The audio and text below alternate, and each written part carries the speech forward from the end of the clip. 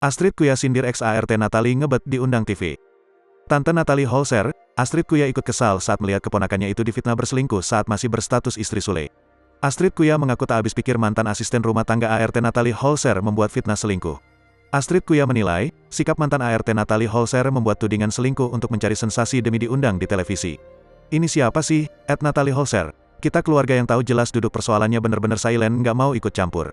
Simbako malah fitnah, tulis Astrid Kuya dikutip Kamis, tanggal 20 Oktober tahun 2022.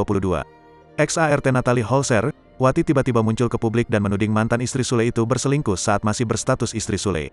Pernyataan Wati itu ternyata langsung ditanggapi oleh Natalie Holzer. Tak hanya Natalie Holzer yang geram, Astrid Kuya sebagai keluarga Natalie juga ikut kesal melihat sikap Wati tersebut. Istri Uya Kuya ini tak habis pikir ex-ART keponakannya itu asal bicara dan memfitnah Natalie. Dikatakan Astrid, dirinya yang mengetahui pasti apa yang terjadi dalam rumah tangga Natalie Holzer dan Sule pada saat itu saja, tak ingin ikut campur. Sementara, Wati yang hanya ex-ART seakan-akan tahu semua permasalahan keponakannya. Mungkin mau diundang TV kali, gemes aku tuh, sambung Astrid Kuya.